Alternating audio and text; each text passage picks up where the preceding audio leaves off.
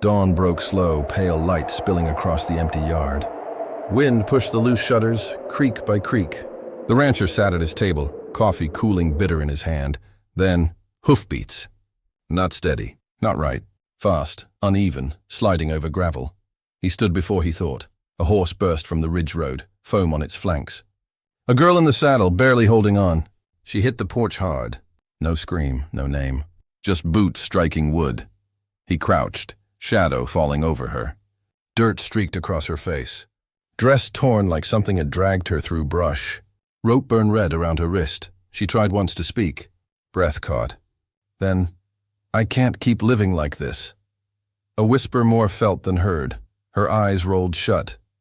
The rancher didn't shout. Didn't curse. He just scooped her up, carried her inside, set her on the cot by the fire. The stove crackled to life, throwing orange across the wall. He poured the coffee down the sink, slow. Mug clinked. Shotgun came down from its hooks, heavy in his hands. He sat by the door, gun across his lap, staring into the dark. Far off, a bell rang. Thin, lonely sound. Could have been a church. Could have been a warning. He didn't sleep. He didn't even blink when the shutters banged again. Morning brings silence. Too much silence. Morning came flat and gray, light cutting thin through the cabin window. The only sound was the stove's last ember sighing.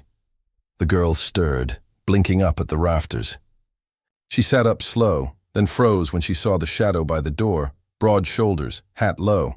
The rancher didn't move, just held out a tin cup. Water sloshed soft. She drank, hands shaking. Words came in pieces, broken as dry twigs. Banker's gang, debt not hers. A night of running, bare feet on hard ground. Her voice cracked on one name. Harlan. The rancher's jaw worked once, hard. He knew that name, no words from him. Just the sound of boots as he stepped outside. The yard was empty except for the horse she came in on, sides lathered. The rancher stared across the dry pasture, scanning the tree line. Movement, a lone rider, far off, watching. The wind shifted. Dust curled. The rancher turned.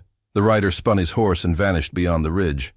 Inside, the girl gripped the blanket tight. "I can leave," she whispered, voice small as ash. The rancher shook his head once. Slow, final. Too late. The blanket slipped from her fingers. Night falls, and old wounds surface. Night came heavy, pressing against the windows. The cabin smelled of smoke and steel. The rancher sat at the table, whetstone scraping slow across the blade. Shh, shh. Each pass catching the lamplight. The girl watched from the cot, knees drawn up. Finally, she asked, voice thin, "What did Harlan do to you?" He didn't look up. The sound of sharpening filled the space. Then, slow, he spoke. Had a brother once. Younger. Fool kid took a loan from Harlan's men. Thought he'd make it right come harvest. The knife paused mid-stroke. They came early. Set fire to the barn. Said it would settle the debt. He set the blade down. My brother didn't make it out. The words fell heavy. Like stones dropped in a well. Since then, he said little more. He stayed out here. Spoke less. Trusted nobody. The girl listened. Tears cutting clean tracks through the dust on her face. For a moment, silence wasn't empty. It felt like a promise. She asked why he stayed. Why he lived alone on land that took everything from him. He stared at the knife. Then said, "Because someone has to. Outside." A coyote howled, long and hollow. The girl lay back, staring at the beams above, whispering, "He won't stop." The rancher's hand tightened on the handle. The blade caught the lamplight one last time. Hoofbeats break the night before dawn. Hoofbeats came again. Not frantic this time.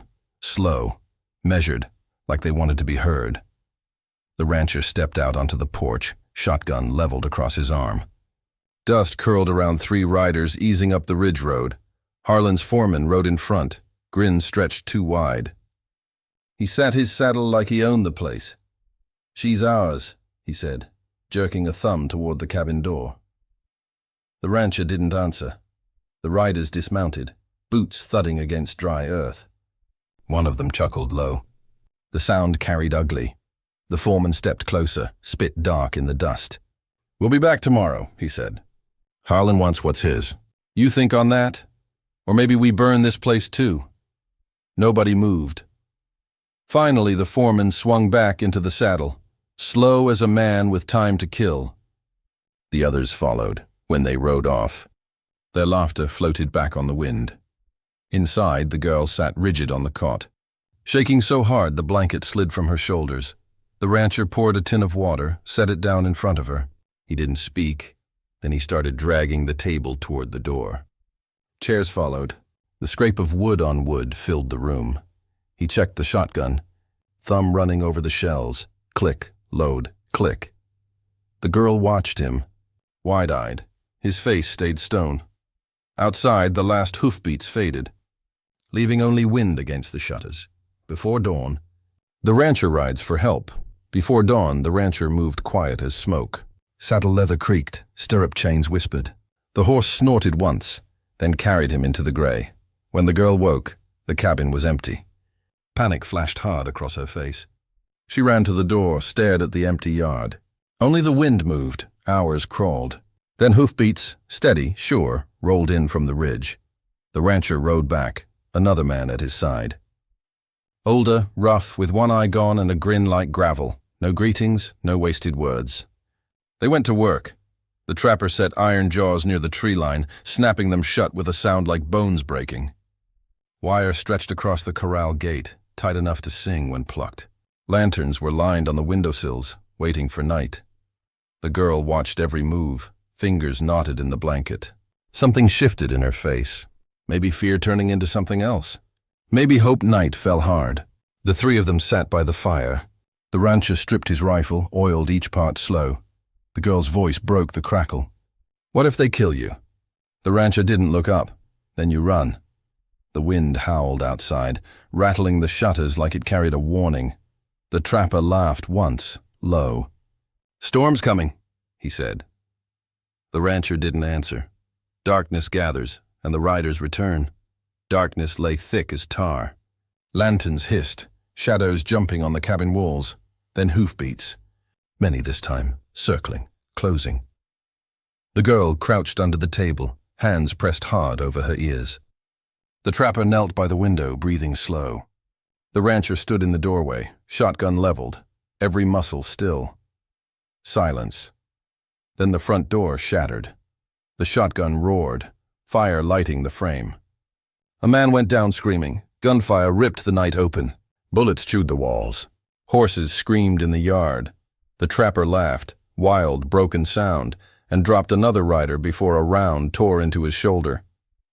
He grunted, still grinning, blood dark on his sleeve. The rancher dragged him behind the stove, shells clinking as he reloaded. Another crash at the window. Rifle shot answered it. The rancher stepped back into the doorway, wood splintering around him. He didn't flinch, didn't duck.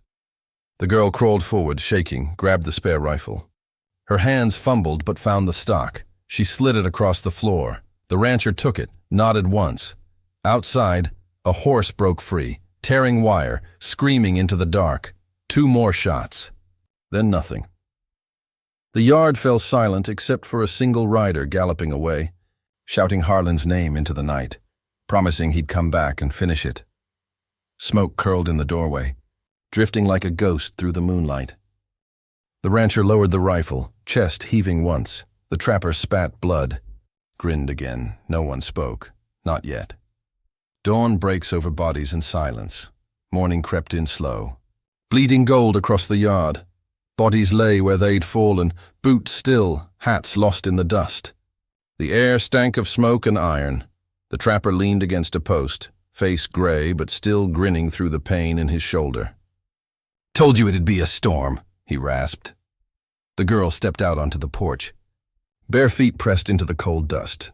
She didn't cry. She just stood there, breathing it all in, eyes fixed on the quiet dead.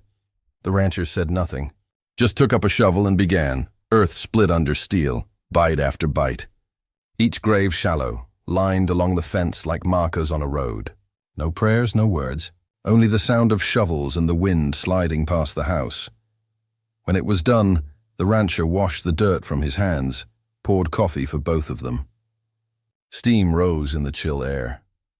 He sat with the shotgun across his lap as the first edge of sun burned over the ridge. The girl sipped, voice barely above the wind.